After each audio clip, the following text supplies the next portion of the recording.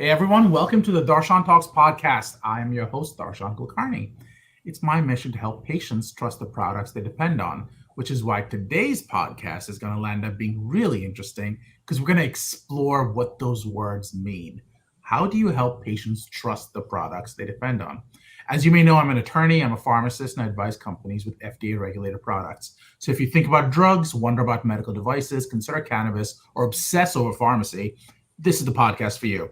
Stating the obvious because we're going to do a unique thing today.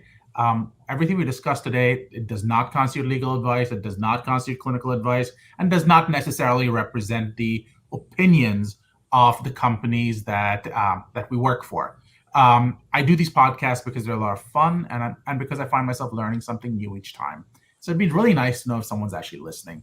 So if you like what you hear, please leave a comment, please subscribe. You can always find me and my dog Murphy on Twitter at Darshan Talks. So just go to our website at darshantalks.com. Our podcast today is actually really kind of interesting. We have talked about patient centricity several times. We even had our guest on before, but the FDA has been paying a special attention to this, and there are new guidances in play, and we're trying to figure out what all of this means. And So today's podcast is going to be sort of a role reversal. So I'm going to land up being interviewed by Erica to talk about some of the issues that pop up, which should be really, really fun.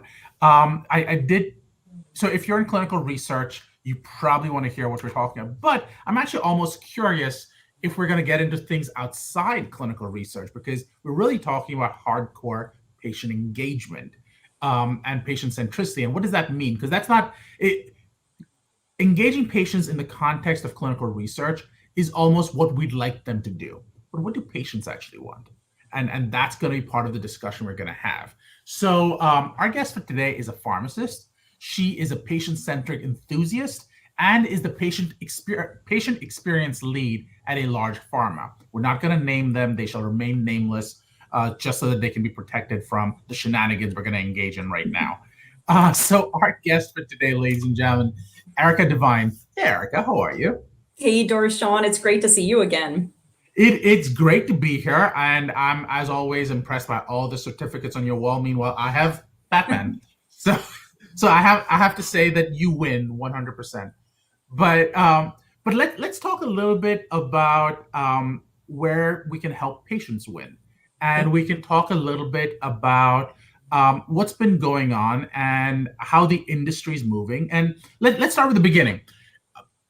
In your opinion, your experience, has there been a change in the way industry is engaging with patients? I mean, outside the lot of lip service we give, has there really been a change? Yeah, so I think that's a great question, Darshan. And I think there is certainly an appetite to figure out ways to engage with patients. So let's just talk a little bit about the traditional model with pharma. So typically, we've really captured patient experience and caregiver experience through the lens of healthcare providers and patient advisory groups. So typically, that's how we tend to approach understanding our patients. But what we're finding is that doesn't always tell the whole story. So how do we get that voice of patient directly from the patients and caregivers? So it was interesting. I was looking at a study that was published in June of 2020 by the BCG organization, and they had basically posed a question to patients. I believe 3,200 patients responded in the survey across 5 healthcare markets. So the US was included in that, but it was really a global study. And they said, what do you want from pharmaceutical companies? I mean, it seems like such a simple question, right? And really, despite what market they were from or what therapeutic area they were, living with these conditions, the themes really bubbled to 3 main categories. One, affordable access to treatment. So anybody who has gone to a pharmacy and experienced the sticker shock, probably not surprising that patients want to be able to afford their medications. But 2, they also wanted to make sure that clinical trial outcomes really reflected real world experience with treatment. And lastly, they were looking for more transparency from pharmaceutical companies. So when I look at two, and this kind of dovetails nicely into a discussion I was having with one of our health outcomes colleagues around patient-focused drug development, which I can talk about a little bit just to summarize, it really got me thinking, how do pharmaceutical companies really make sure that what they're studying with their products are really meeting the needs of patients? So to talk a little bit about that, and I know, Darshan, you alluded to the guidances. So really, in a nutshell, in accordance with the 21st Century Cures Act, the FDA has launched this effort called patient-focused drug development to really be able to ensure that patient perspective is being incorporated not only in drug development, but also in regulatory decision-making. So the outputs of this are these series of guidance documents that is really to help sponsors and key stakeholders really understand. It's a playbook, essentially, on how they should go about making sure that the sampling is representative, to make sure that they're asking the right questions and using methods that will really make sure that they're getting organic representative data. But then the third and the fourth is looking at the clinical outcomes assessment, and how do we really make sure that that's represented and utilized. And then lastly, the endpoint development that we're looking at when we are incorporating that into really the regulatory decision-making process. And this isn't new. As I'm sure Darshan, the FDA has, I think in 2009, they had the PRO guidance document, which isn't necessarily the same thing. I think it was really definitely wanting to understand patient experience, but it really was framed from the outlook of endpoint development, whereas patient-focused drug development is a little bit more broader, and I think it takes it outside the scope of just endpoint development. So when I think about this, I, for one, working in patient support, and really having a focus to make sure that we are incorporating patient voice, perspective, desires, wants into everything that we do. This is exciting to me to see that there's momentum here to be able to make sure that that starts way earlier than commercialization of product. And really keeping in mind that pharmaceutical companies are now realizing, Darshan, that we aren't just drug makers. We're not just product makers. We are there to deliver an experience. And that will ultimately be a differentiating factor in how pharmaceutical companies better serve our patients. And so the question I had, and this is something that just is really interesting to me, and I would love to just tackle this from the legal perspective and really get your insights, is what are the considerations sponsors should be thinking about as we start to move into that space where we are directly engaging with patients and caregivers? So it's one of those interesting things where everyone talks about wanting to do patient engagement right, and the EMA, the FDA are all coming out and saying we want this to happen, we need this to happen right. Let's just talk purely from a U.S. standpoint at this second. From that standpoint, one of the key things you need to consider and you need to look at is this idea that what you're engaging in would not be construed to be promotional in nature. Because if you are engaging in conversations that are promotional in nature, there are a whole bunch of other rules that kick in. Number one, are you speaking off-label? If you are speaking off-label, what are the implications of that? Let's say you are engaging with them in a promotional way, and the real question is, can you engage with them in a non-promotional way? And if the guidances suggest that you can, so that's good news. The bad news is that the guidances at this moment are a little fuzzy.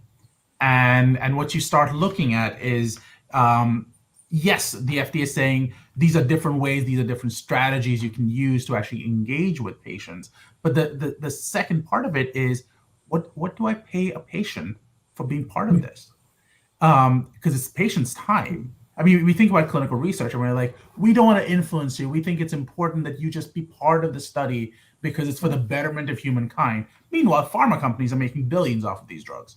So we aren't going to pay you even sort of, all we'll pay you is to offset your costs, but we aren't going to pay you to do much more than that, even though we're going to um, benefit significantly to the tune of billions of dollars from this.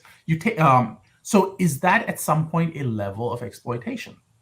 And no one's questioning that part of it, because it's one of those third rails we really don't want to touch if we can help it. But it's a reality, and I'll tell you why it's a reality. I got approached this week to be part of a clinical trial because I have some medical issues that I need to talk to, and it's going to be a 5-year study with 21 different visits, and the payment is we'll pay you up to, I think it's like $50 for any costs you may incur. Well, what about all the costs that I have, taking time off, coming in, all of those things? So I think from a legal perspective, from an ethical perspective, do we have a duty to offset that? From a legal perspective, the next question becomes, okay, let's say you are going to pay them more, right? Because that'd be good. At that point, is it a kickback? Can kickbacks happen? So theoretically, under the anti-kickback law, that would primarily happen to physicians, so it'd be to healthcare providers and the like, to influence prescribing behavior.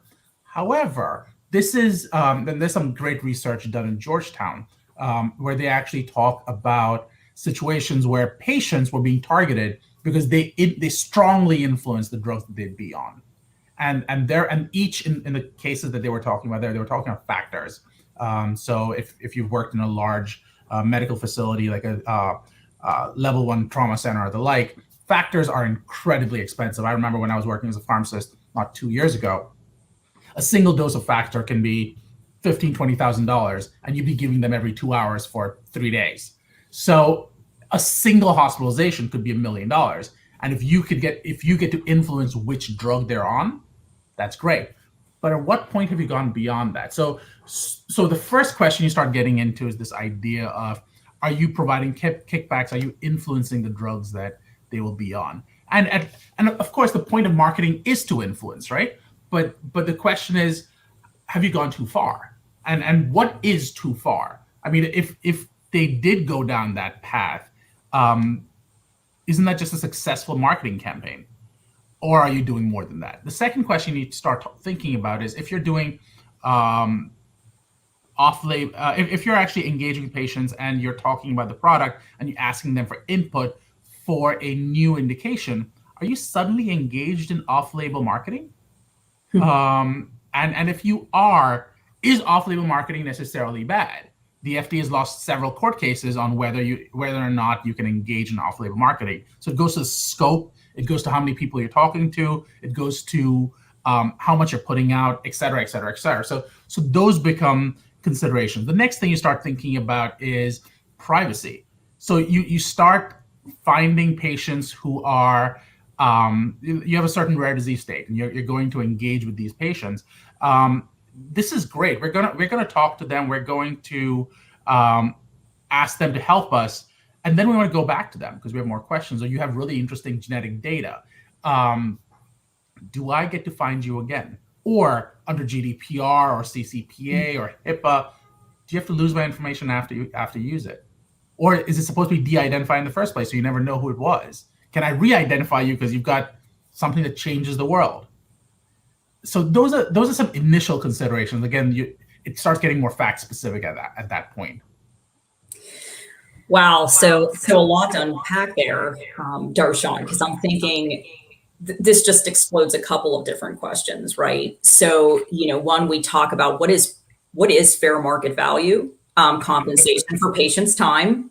And, we definitely work with that, from even if you're looking at market research activities, which are different, which are absolutely different than really patient voice activities. But the other part of that is, when you talk about off-label and on-label, so in pharma companies, there are very distinctive swim lanes between when you can talk off-label and what function area controls that part of the engagement, and when you can talk only to on-label claim So, does this, so as we look at the way pharmaceutical companies are structured, they're structured in the way that they are for a specific reason. And so what happens is the organization becomes siloed because there's so many things you can't necessarily share. Speaking from a patient support perspective, we can only talk to patients specifically when clinical conviction is established. So once the product is determined by the healthcare provider that is the right treatment for the patient. However, we know there's a bunch of other steps that are happening before we ever get to that point. And so I think the question is, does this really set pharma up to become or remain more siloed? Or do we see the healthcare landscape and the regulatory space evolving to be a little bit more accepting of some of the practices we acknowledge needs to happen? I think it also speaks to the question, if we are not engaging patients appropriately, and we are not making sure that we are capturing the representative voice that is living with those conditions. And so I bring this up because I think it is a lot of times hard to make sure that you are getting the representative sample of patients that are absolutely or actually living with a diagnosis. You tend to get the more resource patients, you tend to get the more vocal patients, and the ones that are a little bit more, they're further along in their treatment journey. And so, I think there is a cost, maybe it's the risk mitigation, right? There's a huge cost to not capturing that upfront. But then again, how do we do it? How do we manage the risk with making sure that we're always keeping the patient's perspective in mind? So I guess the question, Darshan, is what is an acceptable level of risk?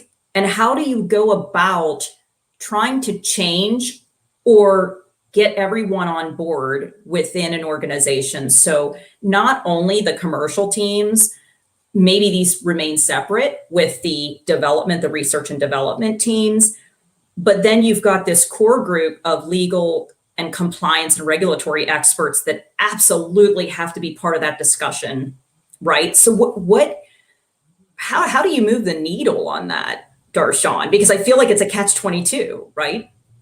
So there are a few different things that are happening. And again, like you said a few seconds ago, that question sort of explodes into so many other breakdown questions that we can get into. Let's start with the basic assumption you have, which is, let's start with the reality and the assumption that goes with it. The reality is you're 100% right. Pharma companies are siloed. Pharma companies are siloed so that you'd have exactly that Chinese wall, if you will, between commercial and, for lack of a better term, clinical. It could be non-commercial, HEOR, whatever you want to call it, but commercial and other. And it's based on this idea that FDA is 100% against, or it's illegal to promote a product off-label. So that's the entire basis of that assumption. Here's the facts. The FDA has lost 6 court cases on off-label promotion. The idea there, including sales reps directly promoting a product off-label. So the FDA put out, I think, a 64-page memo saying, here are some ways we could potentially go after regulating off-label speech, but we honestly don't know if it'll survive scrutiny from the DOJ or from judges.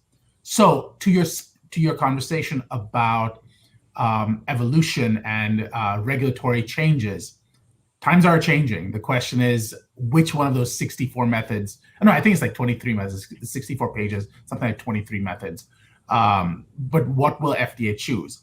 And one of the things in there, for example, was this idea that can you regulate speech? The cases that came from it, can you regulate speech if it's off-label, if it's inherently truthful? And if so, why does the FDA have the authority to do that? So if you are, for example, I'm thinking of Marinol. Well, no, not Marinol. Let's I forget. It's been a couple of years in pharmacy. Let's take let's take semaglutide, which is a really good one right now. Semaglutide was approved for diabetes. Turns out the evidence suggests it is incredibly good for weight loss. Um, is it inherently wrong for the promotion of, and it just got recently approved, so we can talk about it that way. Is it inherently wrong to promote semaglutide for off-label use if the evidence suggests this works for that? And there is what you would call substantial evidence to support that claim. The FDA's position going back 5 years would be, yes, that is wrong because you never got that approved. The court's position or the court's response to that would be, so you're agreeing the information is right. You just don't think that they have come to you and asked you to approve that. And the FDA's position would be, yes, that is exactly the problem, going back 5 years. The court, in a similar situation to that, said, and I quote, the FDA places too high a value on its own importance. The idea that we need to get your okay to say or do something. It's inherently paternalistic.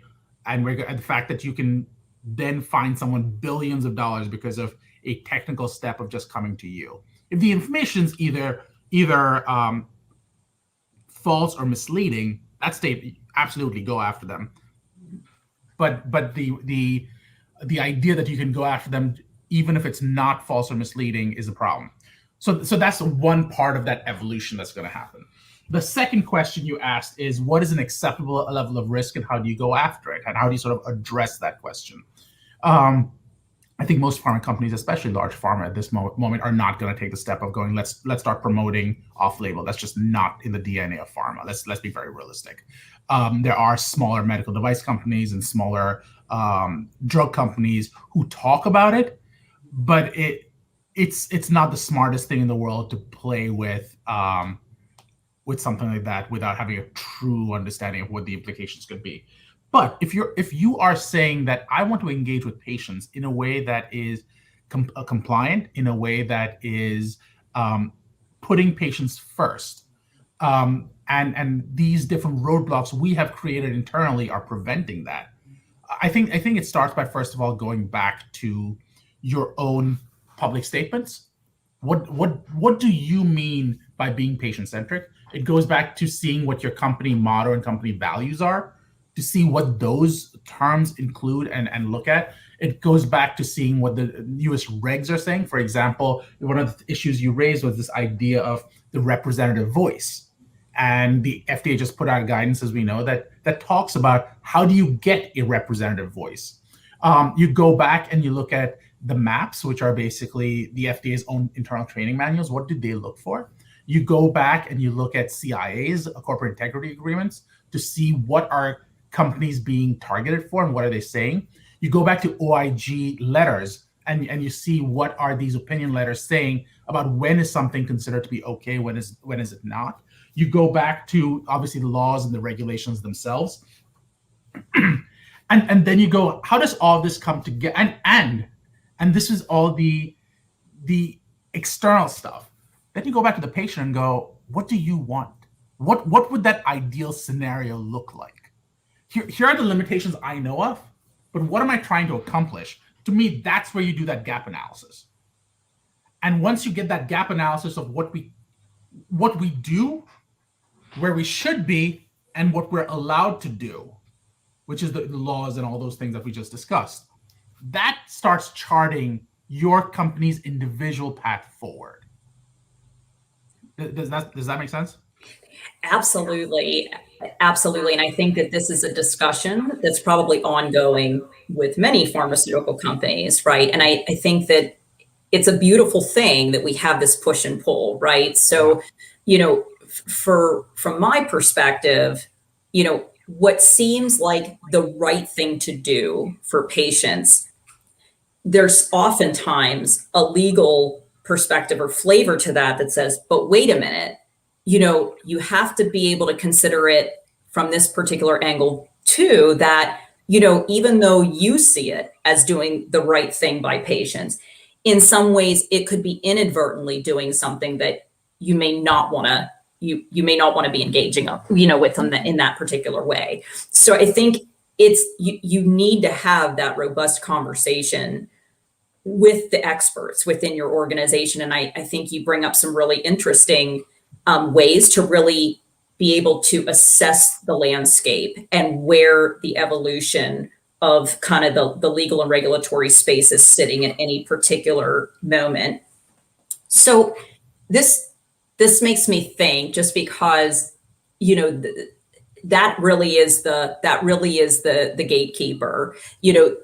They really tell us, we look to our legal, regulatory, and compliance folks to really be able to share out how we work with patients, how we operationalize certain things within the organization. And, before I jump into that point, you brought up something else regarding, whether having an off-label discussion or whether it's factual, who, I think the question becomes, Darshan, who is having that discussion? I don't know that I personally believe any sales or promotional individual within the organization should be having that conversation. Typically, it is your medical folks that are having those discussions. But interestingly enough, most often, and at least historically, your medical folks aren't having those discussions with patients and caregivers. They're having those discussions with healthcare providers and sometimes payers, depending on what area of the organization they fall. So I think, the question comes, one, who is having the conversation? And two, who are they having it with? Is a big question. And do we need to reevaluate scope and roles, or do we keep them kind of the way that they're already aligned today?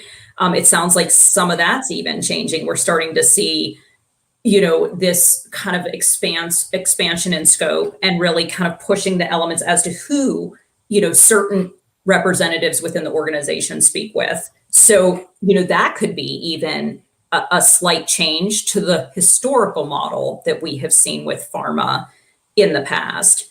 But I think this is such a great question. So the question I want to pose to you, and maybe frame it out in a little different way.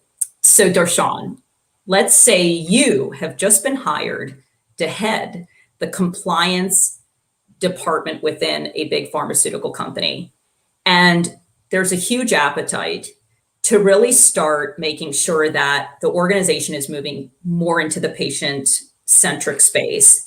And by doing that, we're reevaluating roles across the organization, but to keep it simple, the commercial side. So let's talk about, once the product is already FDA approved and it's ready to be launched into the market, what do you need to know? How can function areas better position themselves, or be able to, what information do you need to hear or understand from their perspective to make you want to reevaluate or maybe assess a situation a little bit differently? So in another way, instead of looking at it from pharma doesn't do that, we don't do that, so it's an absolute no, what factors would you consider from different function areas that would say, let's see if we can figure out a way to make that work?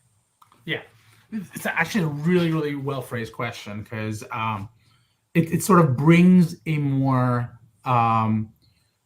airy, heady type of discussion into reality. What would reality look like? So let's sort of explore the reality. The truth is, a lot of what I said is theoretically true. But you put me as GC, Chief Compliance Officer, of a large pharma, small pharma, whatever, my first thought would be, I don't want to put my neck out. I don't want to be first in line. I want to know, what have companies done and have sort of been blessed for doing that. So I'm currently a director of compliance for a group called FactMI, which is a lot of the big pharma companies and their medical affairs departments. And I'm helping sort of evaluate what the rules and stuff are. It's a volunteer position, but I'm just basically providing another voice, if you will. The idea there being, I'm surprised and impressed by the differing opinions of what people consider acceptable. So what we think of as a monolith of no one's going to do this. No, people are doing things. You just have to go talk to them, find out what they consider acceptable. Then you find out what their logic is. So when we say that we want to be more patient-centric, let's define what patient-centric means to us. And we discuss what that process would look like. Let's assume it's bringing in more patient voice. Okay, what are the risks associated with bringing in that patient voice? Is it that we're going to talk too much to them? Maybe. So let's keep that as one risk. Is it that we may end up having to pay them and that could be deemed an overpayment? Maybe. Let's keep that as a risk.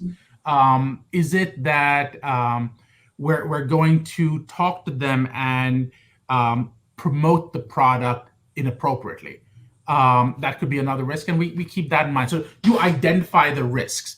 You then go back to looking at your own training, your own SOPs, and go, what are we allowed to do already? Now, it might be a simple thing like fair market value. Well, you bring in fair market value experts and you go, what is a fair market value payment that is appropriate?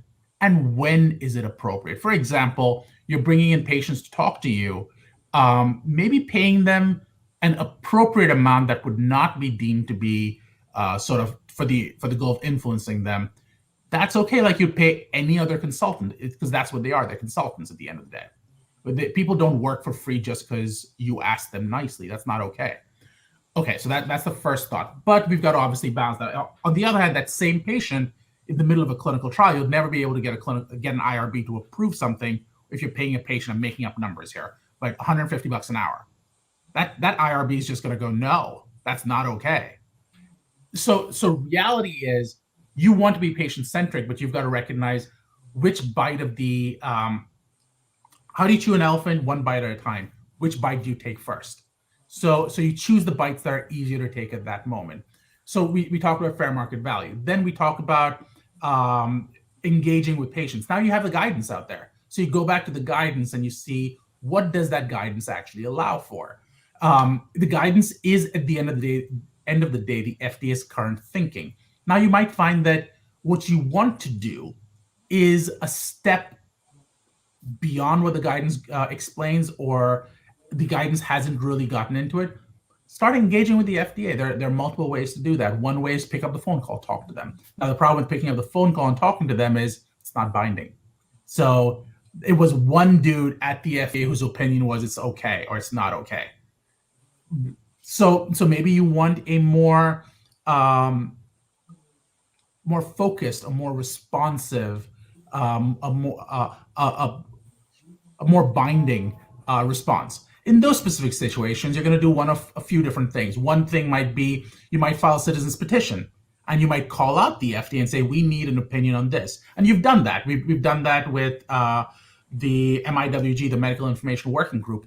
You had, I think it was like at one point, it started with like 15 companies, then it became something like 35 companies who petitioned the FDA going, you have not given us clarification on these 10 issues. And there was a first citizen's petition like 2012. There was one, and there was like general counsels and outside lawyers and stuff all coming together with these questions. FDA said, good to know. They filed again in like 2015 or so. They said, you haven't responded to those. We have some more questions. FDA knew that they meant business, because these are not companies that are just throwing around money willy-nilly. They have some backing, and it's not an individual company with an individual opinion. It's an industry-wide representative. So in those situations, what you're doing is you're telling the FDA, these are real concerns. We need real answers. And you get the FDA to say, we want you to commit that you aren't going to go after us for $1 billion if we do exactly what you want us to do, which is be more patient responsive. And I think that's the next question, next part of that discussion. You then take the next step and you go, okay, we've got both of those. What else do we want to go after? We want to get a handle on sort of is this structure okay to do? And I forget what 3 things I picked out. And if you're looking at structure, you might go back and look at what the OIG opinion letters were, because the OIG, the Office of Inspector General, puts out a bunch of opinion letters. and you go back to them and see which of them apply to pharma, which of them apply to clinical trials. Let's say that's what you're trying to do, and say, in this specific scenario, has OIG opined?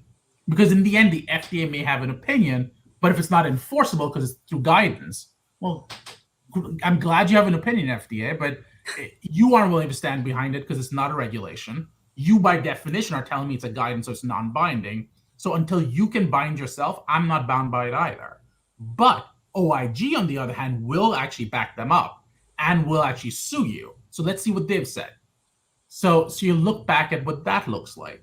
Then you've got privacy issues. So you're going to look at what OCI comes out and says, the Office of Civil Rights, OCR comes out and says, and how does that play? So people are thinking about HIPAA, which is great, but now you start doing studies that involve bunches of patients in California or in Virginia, potentially in Colorado. Each of them have privacy implications that go along with it. So can I engage with patients? One of the questions we've talked about with a company was, what if we had a patient portal and we gave them back their clinical study results so that they can access it? That sounds great in concept, and no one else has done it, but it's one of those things that I've seen discussed. It sounds great in concept, but how do you actually know who the patient is? How do you give them back the results? And there are ways around it, and we've talked about those ways before. But the point is that that's a HIPAA consideration. And if it's not a HIPAA consideration, then you fall into CCPA considerations. So those are the things you start thinking about. So let's say those do happen. Okay, can I get a waiver? Because theoretically waivers could work. And again, so you choose each chunk, each bite of the apple, go after it, and see how you can reduce the risk associated with that. So it's not going to be I'm all for patient centricity, let's just do blah. It's going to be, what are the risks? Let's go after each risk individually. Is that responsive? Oh, absolutely. And, it makes me think of when we were talking about patient-centric mindset change within an organization. I think you have to also be deliberate about what changes you're essentially making. So you can't be great at everything. You have to look at a couple of key critical elements or moments of truth within that patient journey to really be able to make sure that we're precision targeting where those pain points are, and taking the feedback we're hearing from them and being able to deliver and optimize that part of the experience, and then we build on that. But you raise a really good question, and I think it's also, am I hearing that ensuring that we have a risk mitigation strategy around that is essential also. So that has to always be part of the conversation when we start to explore ways that we kind of stray a little bit from the way we've historically worked. The bigger question too, and maybe the overarching question is, and I still, I think we are in a really good time period with kind of this appetite and momentum to really not only appreciate that patients should be involved. It's not really a question of whether they are. We absolutely have to make sure that we are capturing their insights and their needs and their perspectives in everything that we do. And what is the end game here, right? So like, if we don't get that right, what are the ramifications? And, I look at it, from a pharmaceutical company, we potentially stand to create a product that takes billions of dollars to get to market, and time and resources, and then really not nail it on the head because we didn't really capture what a patient really wanted. And we've seen examples of this in the past, Darshan, where, we didn't incorporate that feedback early enough. So, when the product came to market, we find, maybe we didn't assess the appropriate endpoints that really mattered to patients. So while we want to make sure we, of course, extend life, we also want to make sure we're extending quality of life. And I think sometimes we're not necessarily capturing that. So, I hear there's really, it looks like it's really a pendulum. Maybe it's a balance where we're looking at one, it's not a question. We have to do this, but we have to consider always what are the risks in the way that we're looking to approach things.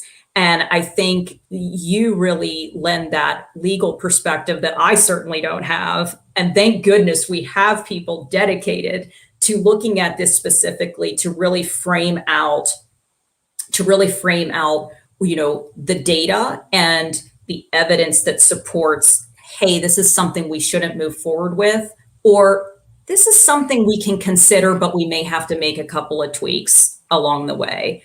So yeah, it's fascinating. I think it's really fascinating. And you mentioned before, I can agree, no pharmaceutical company wants to be a headline, and what we have, the most important thing is, we risk not putting patients and caregivers' needs first. We have to be very considerate about how we frame those programs and initiatives out to make sure that that is always top of mind. And maybe that's the key pillar to patient centricity, is that we have to always approach what we're doing with that mindset first. But then also looking at it from the perspective, okay, we're looking to implement programs, but what kind of discussions need to happen before we go forward with that? Again, we may need to be first, because if everybody doesn't want to be first, then how do we move the needle into space that really expands this a little bit better? 100%. I agree with every single thing you said. We usually do these, as you know, for about 15, 20 minutes. We're at 41 minutes. So it's been a great discussion, Darshan. We should do more of these, but this was a lot of fun. Here's my question for you, Erica. How can people find you? They can find me on LinkedIn. I have a personal email. It's Brummett, BRUMMITT Devine @gmail.com. But you can always catch me on LinkedIn. I'm on LinkedIn all the time. Perfect. And just to summarize what we spoke about, we actually landed up having a pretty broad conversation. We landed up talking about the pharma, and when we use the word pharma, we include medical devices, we include biologic companies, if you will, as well. But they have an appetite to engage. But for the most part, companies have used a HCP and patient advisory group formulation to do that. But to do that, we really need to do a better job bringing in the voice of the patient. You talked about the BCG study with 3,200 patients, asking them, what do you want from pharma? They came back with 3 distinct things: affordable access, clinical trial outcomes representing reality, if you will, and transparency. I'd love to get into each one of those. That sounds like a conversation for next time for sure, because I would argue that at least the last one is more done than people think, the transparency component. But the first 2, I think we definitely have room to improve on. You talked about the 21st Century Cures Act, you talked about patient-focused drug development, but going back all the way to 2009, when you were talking about patient-reported outcomes and the implications thereof. We talked a little bit about what laws, regulations, issues can pop up. We talked about the anti-kickback law, fair market value, off-label, privacy. I didn't get a chance to really get into False Claims Act or Sunshine Act issues, but we really came back to this idea of the interest of the patient and the quote-unquote representative voice. The other thing I probably should have talked a little bit more about, but didn't get into, was this idea that if you're going to engage with patients, probably make sure you have an agreement in place, probably make sure you have a confidentiality agreement in place and an actual engagement agreement, so that it's very clear that this is not a marketing outreach, but it is a consultative outreach where you're actually talking to patients on a one-on-one basis. We also got into this idea of how do you evaluate an acceptable level of risk, and who should be having these conversations and with whom. And we did a breakdown of how you evaluate risk and how do you evaluate which direction the company should be going to be more patient-centric. So we spoke about both sides of it. How do you look forward? How do you identify what is quote-unquote patient-centric? And we talked about everything from looking at company values, looking at the regulations maps, the SOPs, et cetera, et cetera, et cetera, to see which direction we should go, but also look backwards to see what would stop us. And that includes 483s, warning letters, maps, use of citizens petitions and the like. We also talked about how do you push that forward. And that was where we talked about the use of groups and the like as well. And we talked about the Chinese wall between commercial and research, and when do you have to quote unquote be consistent with the label. Did I miss anything, Erica? No, I think that was great. And I'm glad you added the part about having the non-disclosure, the consent. That is also a primary focal point of discussion is patient consent. 100%. This was a really fun switcheroo, so we've got to do this again. But any last parting words before we go? No, this was great. It was informational, and it was certainly a great learning experience for me. So thank you so much. Thank you. We'll do this again. For those of you who want to reach me, you can find me on Twitter at Darshan Talks, or find me on my website at darshantalks.com. Thanks, everyone. Thank you, Erica. Thank you.